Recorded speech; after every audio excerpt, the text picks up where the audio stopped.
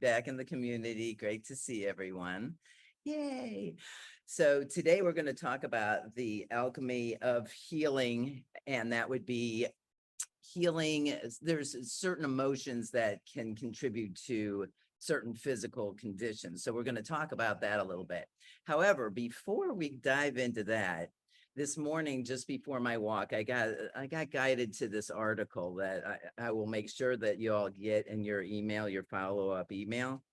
Um, it reminded me to remind you before we go into this whole branch of how to heal yourself, we want to talk a little bit about the autonomic nervous system.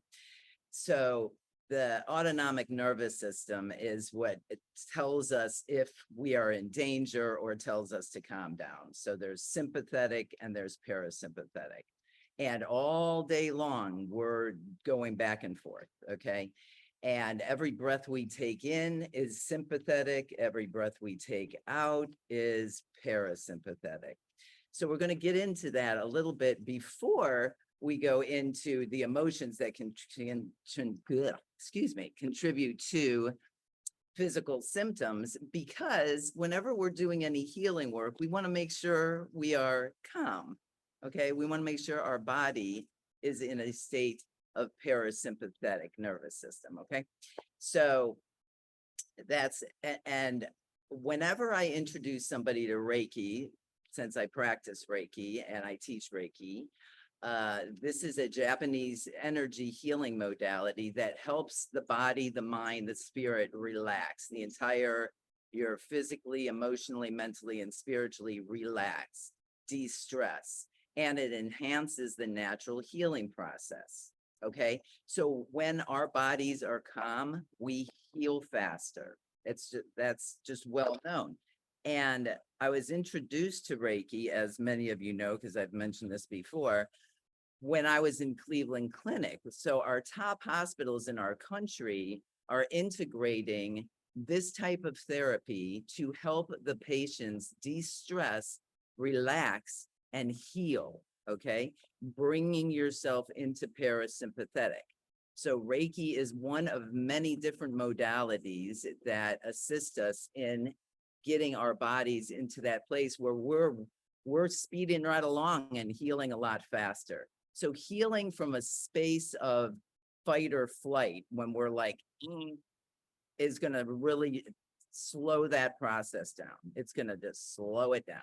So we want to, whenever we're doing any healing work, we want to focus on making sure our body is nice and calm, our mind is calm, we are settled, and then we do the healing work, okay? So I think that's the main message of this. However, this article is amazing, and it talks about, so like, let's say in the morning, you wake up, you spill your coffee, you can't find your phone.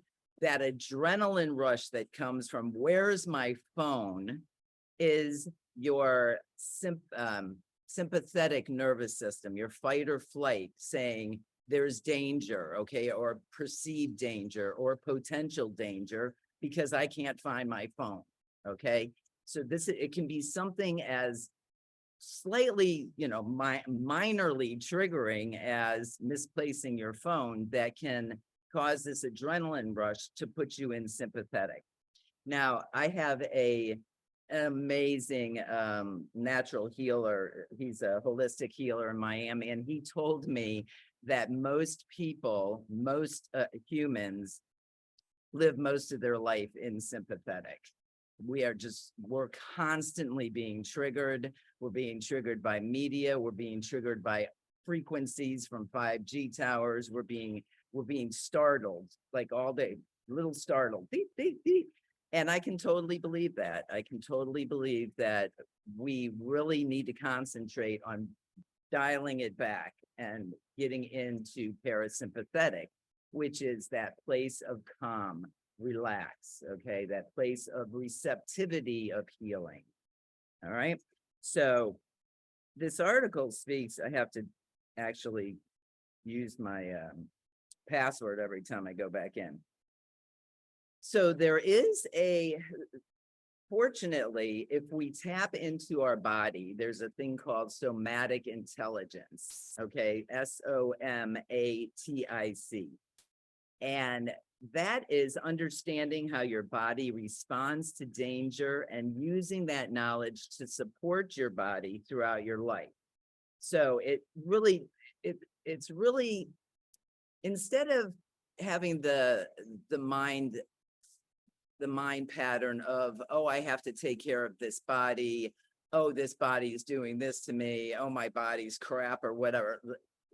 The fact is, the body tells us everything that's going on. It is so complex, so intelligent that when we tap in to the somatics of our body, that we can really tell this is a perceived danger. This is, I'm actually in danger versus I am just perceiving it. It's just been triggered. I've been startled. My nervous system was startled. And then therefore you can say, okay, now I can calm down. Okay, so the body really tells us everything. And I've heard people say, oh, my body does this, my body does that. That body is housing your essence, okay? It's housing our soul, our spirit, our entire essence, and it is to be celebrated. In whatever condition it is perceived to be in, it is to be celebrated. And so, and when we connect with our body, when we allow it to speak to us, that's when we can really start jamming and going, yep, I got triggered somehow, but that I'm not in danger. I am safe. I am safe to be here on this planet. I am safe where I am. And you're literally reprogramming your nervous system.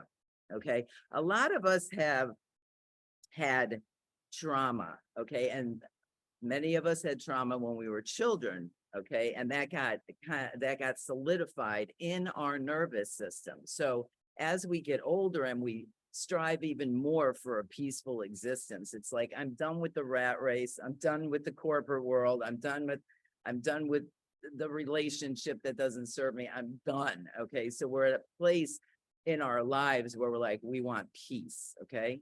And I think we always want peace. However, we go through the steps to get to this certain age where we can say, okay, now I can actually sit back and have some peace. Okay. And we actually should start this when our children are small, when we are small, but that's not really the way that society and family conditioning has taken us. Okay. So hopefully with this knowledge, we'll be able to pass this on to others and they can start it a little earlier, but it's never too late to bring ourselves into a place of peace. So here are a couple practices. Each of them are grounded in neurophysiology, okay? The first one is the breath, and I will always go back to the breath. When we are feeling stressed out, it is time to stop, pause, okay, and breathe. Because to breathe is to be alive, it is to be celebrated. Every time we take a breath, we are being blessed by source, by creator. Every time we breathe in a breath, it's like, whoa, it's just like this beautiful love coming right into our nervous system. So what we want to do is focus on the breath. Now, I've done a lot of research, and as of late, probably the last 6 or 8 months, I've been practicing different techniques and different breath work to help us get into parasympathetic. Again, get us into that place of calm so we can not only be peaceful, but also focus on our healing activities, right? So let's all do this together. And I noticed, so I also picked up yoga in the last year, and all the yoga classes I've been to, and correct me if I'm wrong, because for any of you yogis as well, when they help you get into your breath work, they say breathe into the count of 4, hold to the count of 4, breathe out to the count of 4, be empty to the count of 4. Okay. And that's been very helpful for eons and eons. But now with all this new research about how our emotions, our traumas, our entire activity within the body comes from the nervous system, okay? With all this new studies and research, then they're starting to put out a lot of different methods for getting us into parasympathetic. And so this is the breath work that does it very effectively. And that is you breathe into 4. You can hold for 4 or hold for 2. The holding is not really, it's not as strongly focused upon. This is the key though. When you exhale longer than the inhale. Okay. As you exhale, and let's all try it now. We'll just do this now. Let's all check in with ourselves. How are you feeling right now on a scale of 1 to 10? 1 meaning I'm completely relaxed. I could fall asleep. 10 meaning I'm stressed out of my mind. I can barely stand being in my body. Okay. So everybody rank somewhere in between the 1 to 10. And then we're going to do this practice. Okay. Because this is really, wow, so helpful. Okay. So we're just going to gently close our eyes and allow your shoulders to relax. Just kind of get comfortable in your seat, or if you're laying down, just nice and comfy, right? And then we're going to take in a nice slow breath to the count of 4. In through your nostrils, please. And then we're going to hold that breath. 1, 2, 3, 4. And now we're going to exhale slowly through your mouth to the count of 6.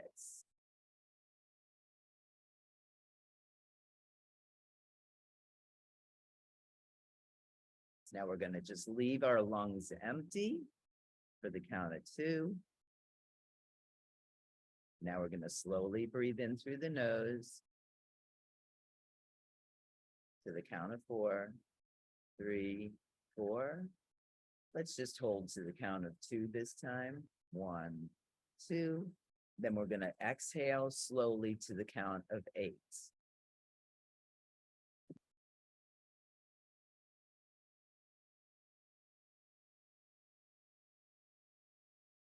Leave it empty to the count of 2.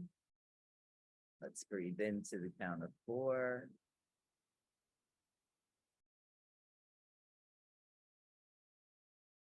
Hold to the count of 2.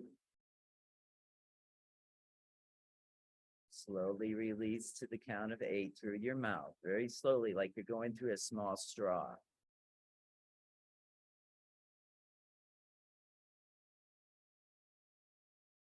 Feel your body start to relax, settling in more. Hold to the count of 2. Breathing in through the nose to the count of 4.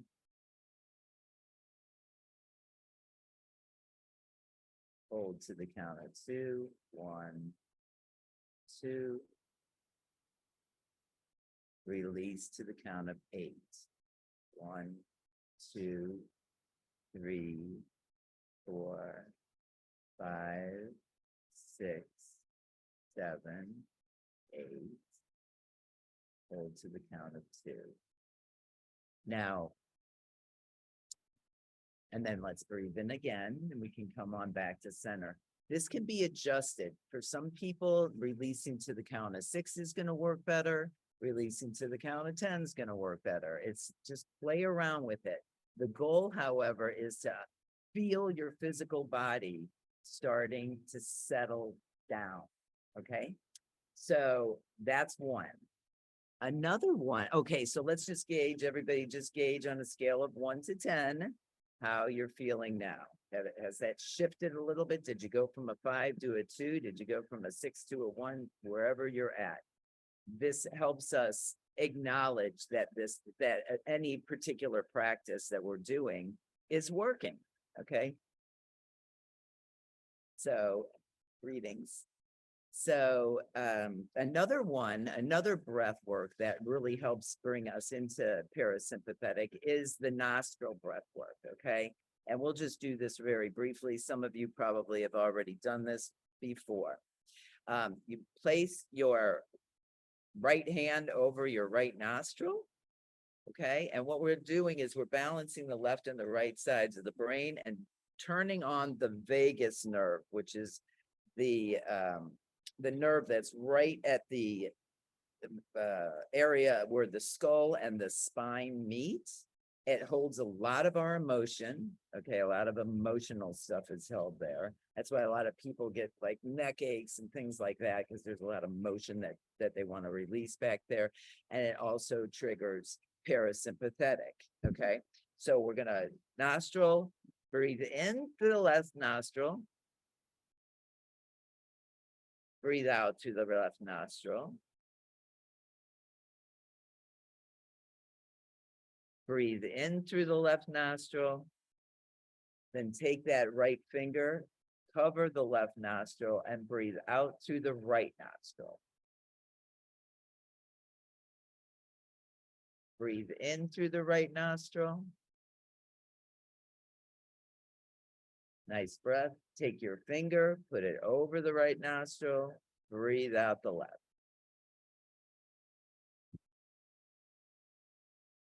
Breathe in the left nostril. Nice breath. Take your right finger, put it over the left nostril, breathe out the right.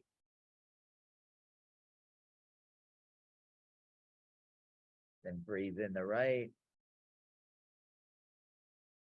Take your finger over, breathe out the left. And so on and so forth. So that is another breath work that helps us bring it down a notch, okay? All right, the next one is, so your breath goes through natural cycles of energizing us and relaxing us. And I mentioned that before. When we're breathing in, our sympathetic, our energy is going up. And then when we're breathing out, our energy is getting relaxed. Okay, so we naturally go up and down with every single breath. Okay, so if we're going up more and we're in a state of panic, okay, then we need to go down, down, down. So that's why that first breath work where we're going longer on the exhale is so really good for getting into that relaxed state. So if you're meditating, if you're just taking a breath, you want to take a few minutes each day, eat it 3 times a day. Whenever you're feeling a little anxious or anything like that, try that one out. That's a really awesome one. You can also, when you're breathing, take a moment to express gratitude for that breath, because again, to breathe is to be alive on this planet. Okay, so we want to give gratitude to the breath. All right. The next one is when our body is attempting to release tension, a lot of times we sigh. You might hear somebody, right? And you might think, oh, they're sighing because they don't like this certain thing, or they're over it or whatever. But a lot of times we naturally do it to bring ourselves down into a place of calm. Okay. So if everybody just wants to do a nice breathe in and then sigh. A couple of those will also help you bring it down a notch. Okay. All right. That's a good one. A deep sigh is your body and brain's natural way to release tension and reset your nervous system. Okay. The next one is the touch. So to soothe the nervous system and restore a sense of safety, because when we are in, I agree. Yeah, Joyce, although the exercise. Yes. Diaphragm, which twist waistband, hurried lives. Absolutely. Yes. The abdomen, whenever I'm doing meditation with folks, I'll always tell them to breathe into their abdomen. It's something that it's like if we were taught that as children, we'd be in a totally different space with our nervous system as adults. If we were taught how to breathe properly, which would be into our abdomen, into our diaphragm. Thank you so much, Joyce. Okay, so the touch, when we're touching, we're releasing oxytocin, which is one of the neurochemicals in our system that gives us that sense of well-being and safety. So if we're feeling stressed out, and if you're alone, give yourself a hug, touch your body. I am safe. I am safe. I am in this body. My body is keeping me safe. I am safe. If you're with somebody, holding their hand, giving them a hug, that really brings us back into a state of calm. Okay. And it's really, it's very comforting. And like I said, if you don't have somebody around to hug, then hug yourself. Give yourself a big hug. This is your body. You're telling your body it's safe. I'm calming my body. Okay. The next one is the hand to the heart. Research has shown that placing your hand over your heart and gently breathing can soothe your mind and body. And experiencing the sensations of touch with another safe human being, even recalling memories of those moments, can activate the release of oxytocin, which evokes a feeling of safety. Okay, so placing your hand, and we do this in yoga too, placing your hand over your heart and just breathing, coming back to center, coming back into that heart chakra, that heart space. Okay, it takes advantage of breath and touch, and also any memories of feeling safe with another person. So this brings up, so when I read this in the article today, it said, think about a memory where you felt completely safe. A memory, whether you were in a certain place, whether you were with a certain person, whatever, okay? And whether in that moment, the minute I read that, my first response, and I caught myself, my first response was, I haven't ever felt safe. If you're thinking right now, like, I don't remember ever feeling safe, that's your ego saying, I got you. You know, you were never safe. That's why you keep me around, you know, that's why I have to be around and keep you safe and keep triggering your sympathetic nervous system. Okay. So if your first response to what I just said of think of a memory where you felt safe is, I don't remember ever feeling safe, because that's what my first response was this morning. Give yourself a minute, hands over yourself, over your heart, do a little breathing, and then things will start to come to you. Okay. Whether it was having a cherished pet that you always felt safe with, okay, whether it was a certain person, whether it was a location. And it came to me that I've been doing a lot of nomadic type living for the last 3 years. And I was hiking in Cherokee National Forest one time, and I was probably a mile in. So I was up a mountain, I was with waterfalls, it was beautiful. I was at least a mile away from my car, from the parking lot that started the trail. And so I'm sitting up there in the mountain with the waterfalls, and it occurred to me that I felt safer there than I did down on the earth plane, okay, with cars and people. So some of us are going to feel safer in different locations, but it came to my mind today. When do I feel safest? I feel safest when I'm out in nature, period, hands down. Okay. So think about where you feel safest. And if you can hold that thought, hold that feeling of how you felt in that moment for about 20 seconds, then you are starting to recalibrate the circuitry in your nervous system. Okay. 20, 30 seconds. How did you feel when you were in that person's arms? How did you feel when you were petting that cat? Or holding your cat? How did you feel?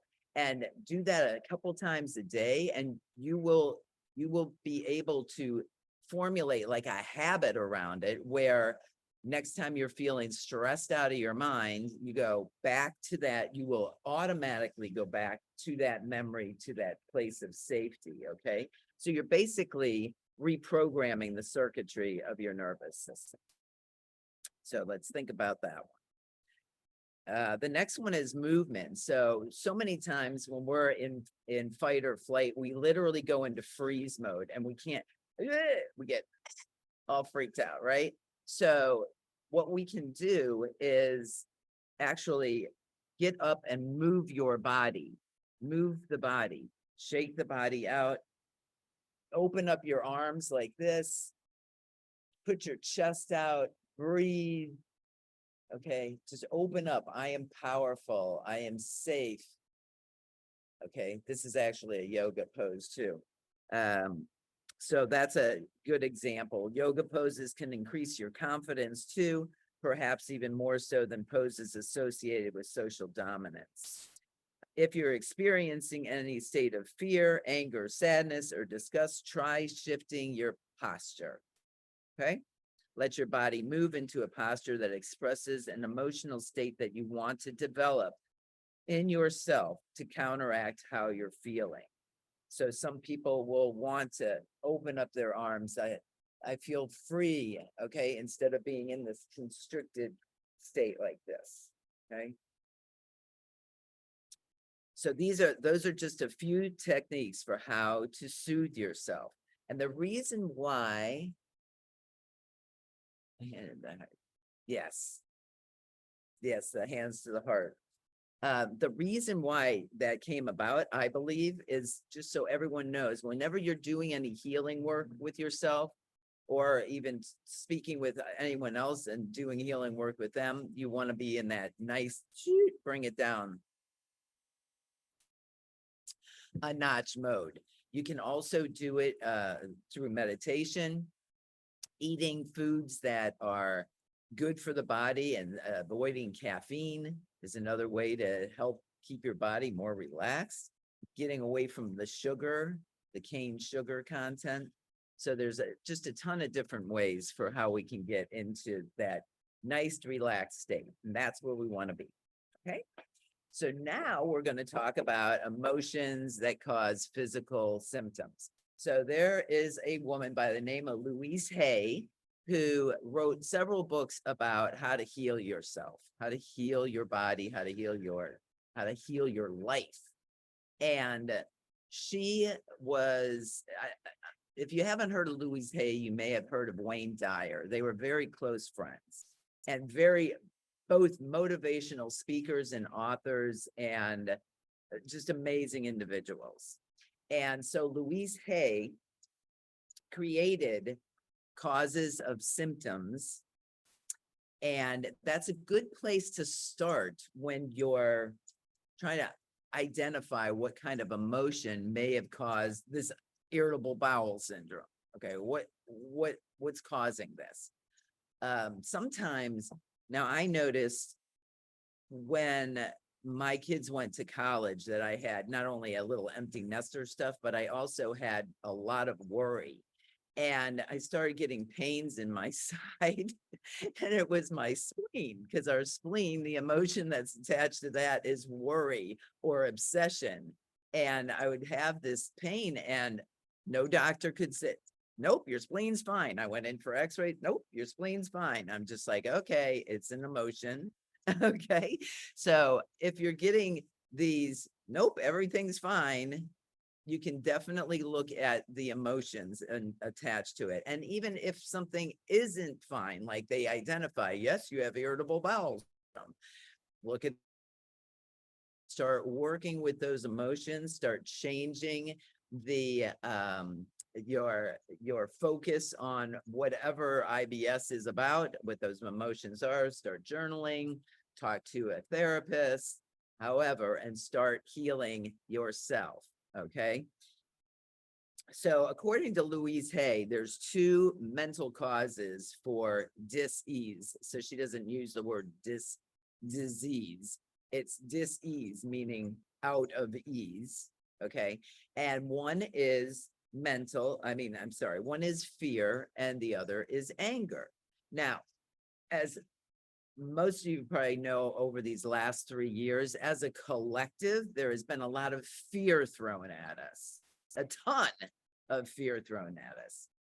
So So we know that it's here. Okay. We know the fear is here. What do we want to do about it? Do we want to make it uh, have power over us so that we become chronically ill? No. Okay. What we want to do is identify the emotions around it. What are we feeling? Where are we feeling it? And then with Louise Hay in particular, she uses affirmations to assist in getting out of that belief system, out of that space, out of that emotion. Fear can be tension, it can be anxiety, it can be nervousness, it can be worry, doubt, insecurity, not feeling good enough, unworthiness. There's so many different components to what fear is. And throughout our day, we can be triggered and then end up in that state of fear. Also, our sympathetic nervous system pops on, which we just talked about. And so we want to like really be able to identify what it is and start healing it. Okay. Now, anger can show up as impatience, irritation, frustration, need to gossip, jealousy, resentment, bitterness, the whole plethora of different ways that anger can show up. Now, some of you may have heard this this saying, being angry is like drinking poison and expecting the other person to die. Okay, so being angry at someone, being unforgiving of that person, it's like drinking poison. You're literally going and expecting the other person to be affected by it, which is not going to happen. So releasing anger is super important. There's also other ways that that statement is presented, but in this case, anger. Okay. So frustration, criticism, all that can cause physical symptoms in your body. I mean, if we're frustrated, it can cause like a backache. Okay. I'm frustrated. I feel like I have the weight of the world on my shoulders. Everybody's dumping on me. That's on your shoulders. Okay. The weight of the world on your shoulders, it's probably causing some issues up here on your shoulders. So you want to ask yourself, when you're identifying a physical symptom, is this coming from fear or anger? What component right off the bat? What's going on in my life? Am I irritated? Am I scared? Did the news just freak me out? What's going on in my life? Okay. Now for fear, Louise Hay, we need to substitute fear for faith. Okay. Really tapping into that spiritualism. Faith is what? Faith is, we want to have faith in life. We want to have faith in the universe, faith in our higher power. Our higher power is a yes, okay? A yes higher power. If we believe this or that, according to universal belief systems or universal consciousness, it's yes. So if you believe this, it's a yes. It's always going to be a yes. The universe will always show you that what you believe is a yes. So if we're working on healing a stomach ache or a headache that we're having, I got the worst headache in the whole world, it really sucks, it's a horrible, horrible, horrible thing. The universe is like, yes. Okay. If you say something like, oh, I'm going to release this tension, I'm going to drink some water, I'm going to relax, and everything is going to be okay. The universe is a yes. Everything will be okay. So you see how that works. So we want to always think and believe that we are healthy. We want to see ourselves healthy, happy, whole, and complete. Okay, it's a way to kind of flip the switch or flip the script a little bit. Okay, be a yes person to a yes world and bring that forward. Now, in Louise's book, You Can Heal Your Life, she outlines physical symptoms and affirmations to repeat to help heal the illness.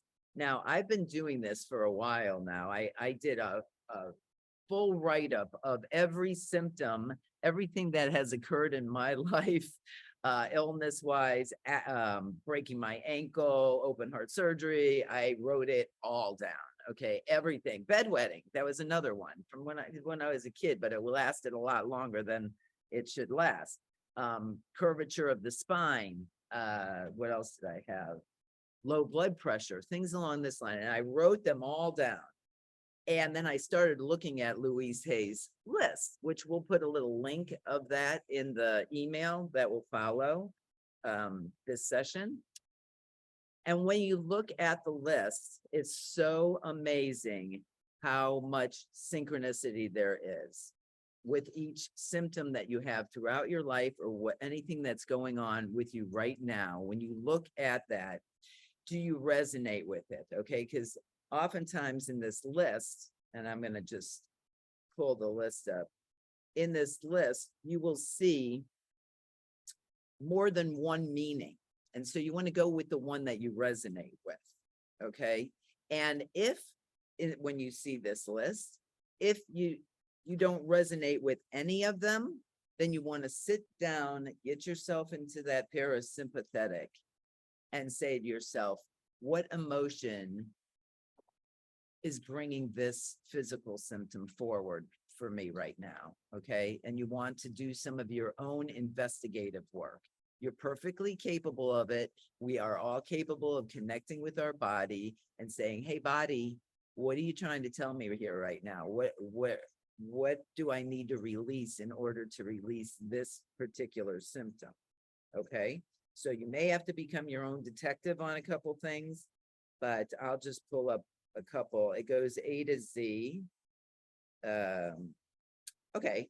The first one, abdominal cramps, fear, and stopping the process. Okay, so I'm feeling, so abdominal cramps are often caused by, they can be caused by constipation too, right? Because I'm having a lot of abdominal of releasing. Okay, fear of releasing, of letting go, letting the crap go, like literally. I mean, for real. Okay, so that can cause abdominal cramps. So those are two that are specific: fear and stopping the process. So maybe in your outside world, you're trying to control something. There's something you're trying to control, but you realize that, and you're holding on to it like this. Okay. Similar to constipation, I'm holding on. I'm not letting the process flow. Okay. So that's an example. Acne, not accepting the self, dislike of the self. Okay. So what we would do then is we would start working with that. I am beautiful, looking in the mirror. I am beautiful. I am beautiful. And I accept myself just the way I am. I am love. I am peace. I am joy. I'm a good person.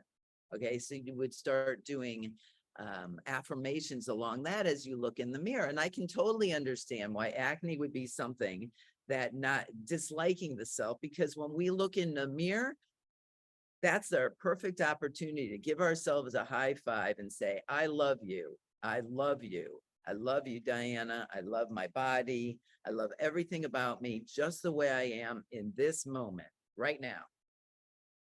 Okay. Adrenal problems, defeatism, no longer caring for self, anxiety. So our adrenals really give us a lot of our energy. A lot of our life force energy flows through our adrenals. Okay. So if we're feeling like very anxious, those adrenals can get drained very easily. So we want to look at what's bringing anxiety into our life in that moment. What's causing, is it a certain person that's in our life that comes in and dumps their stuff on us every single day? We hear the same thing over and over and over again. Is that draining us? Yes, it is. Okay. And oftentimes we feel powerless because we don't want to tell that person, I really just need to not hear about this anymore. Like we don't feel able to put up that boundary, which brings us to the point of, we want to be able to put up that boundary. Anything that's causing us dis-ease, any anxiety, any stress in our life, it's time to start taking our power back a little bit and putting up gentle boundaries. Okay. Even if, so an example, let's say Aunt Sarah calls every day and dumps how she feels about her, how her physical symptoms are. every single day. And then you hang up the phone and you feel like you just got drained. And it's the beginning of the day and you're like, I don't want to start my day this way. So maybe you could start by saying, hey, I only have 2 minutes. Oh, I'm sorry, I'm in a hurry. I'm on my way out.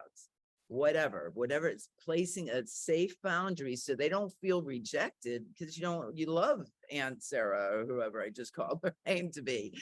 You love Aunt Sarah. So you don't want them to feel rejected, but at the same time, you need to take care of you, okay?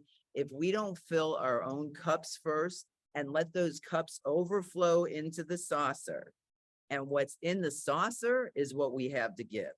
That's it. And if we're not even getting to the point of filling our own cup up, then we're doing ourselves a huge disservice and actually ushering in physical symptoms, okay? Because a lot of different emotions come up when we're not taking care of ourselves, including resentment, anger, fear of the fact that we're not taking care and we don't know what to do about it.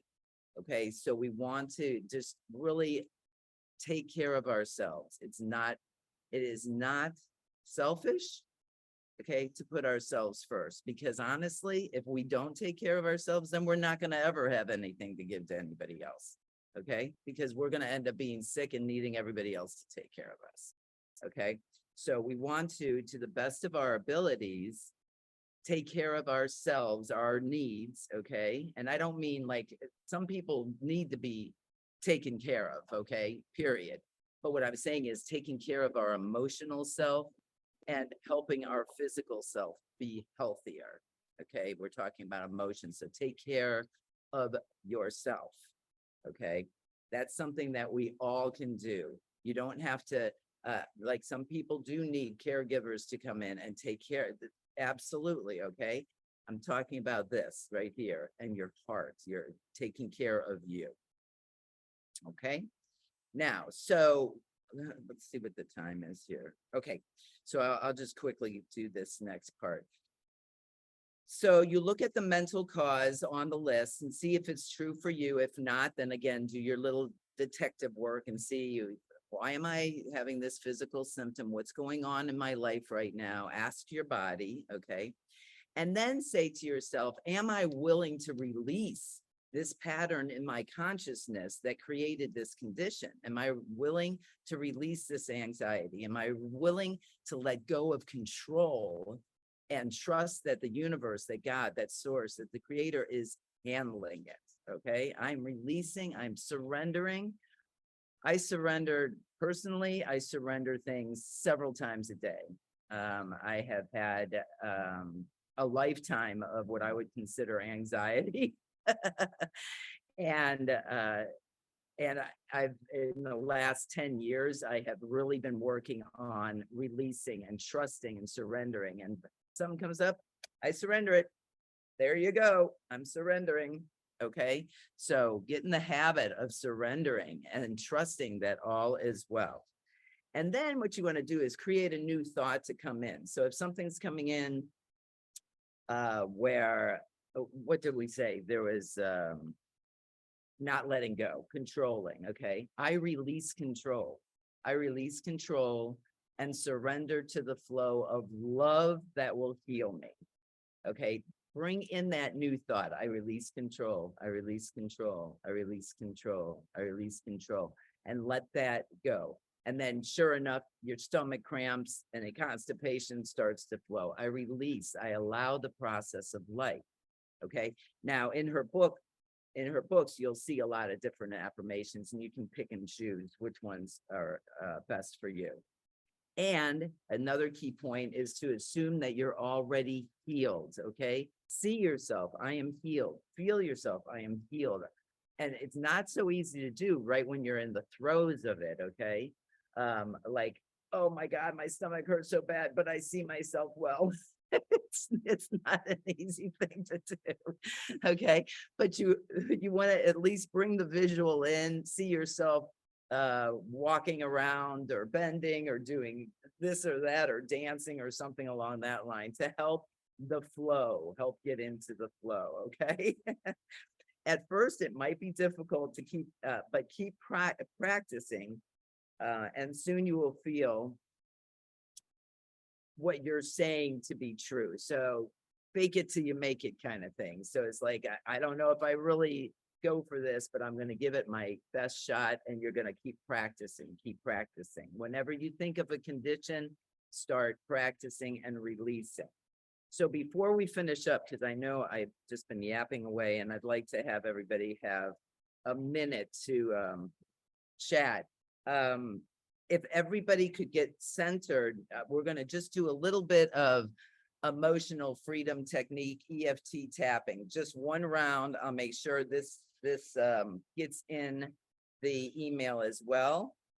But let's all just take a nice breath in. And these are for how we can just connect with ourselves. Okay, so let's breathe in, connecting with our body. And we're just going to tap on these. You're going to have to watch me if you're not already a tapper, so to speak. And the emotional freedom technique is a method of tapping on certain areas of the body to open up those energy fields, okay, to get us into flow. And Diana, just that's your next session, which is on April 6th. Oh, is it really? Yeah, Oh, just so we'll give them a little inkling of it. Yeah. Oh, that's awesome. Cool. Okay, so let's all just begin by tapping here. This is emotional freedom technique, releasing emotions, tapping. This is called the karate chop. And we're saying, and you don't need to say this, but when you're doing it on your own, you'll want to, but you can just hear what I'm saying and allow it to sink in. In the infinity of life, where I am, all is perfect, whole, and complete. Okay. Now we're going to go up to the top of our head and begin tapping. I recognize my body as a good friend. Now we're going to go to the eyebrows. Each cell in my body has divine intelligence. Okay. Now we're going to go to the outside here, to the temples. I listen to what my body tells me and knows its advice is valid. Okay. Then we're going to go under the eyes, tap under the eyes. I am always safe. I am always safe. Then we're going to go underneath the nose. I am divinely guided and protected.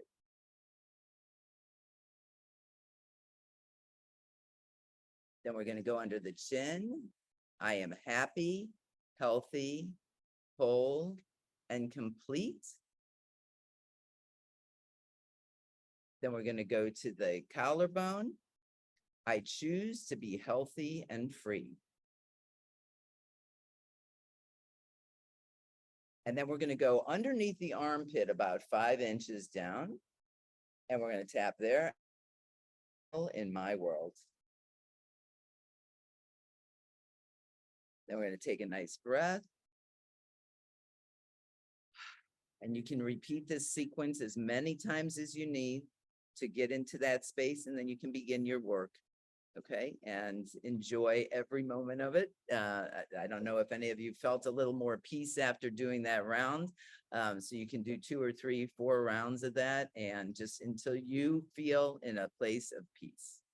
Okay, so I wanted to thank everybody for coming on today. And if anybody has any comments, anything that Diana, do you want to pull the card, the Namaste card? Yeah.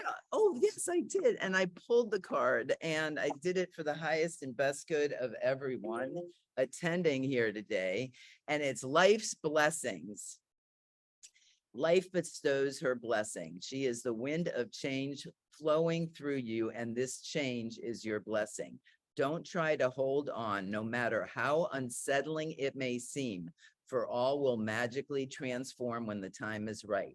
When you look back, you will see only love. So this is another really good example of how releasing control, okay, there's certain things I can't control. I need to be okay with that and just accept everything in life as a blessing. Good, bad, indifferent, it's a blessing. Blessings, everyone. Love that. Yeah, we'll get a picture of that. We'll put that We'll in get a copy of that. And yeah. these prompts too for the EFT. And then we'll also send the link for the different symptoms that you can look up. And Thank you so much. there was something else. Oh, the first article that I saw this morning. Yes, yes, we'll put that all in the recap. We'll send that out a little later today. But if anyone has any questions or anything they want to add in for Diana, you can raise your hand. Barbara, go ahead. Hi, Barbara. Yes. Hi, good morning. Morning.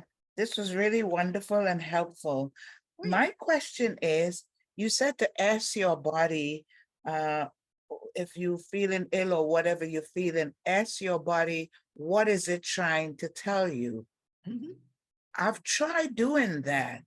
Now, I don't have a lot of sleep. I don't sleep enough.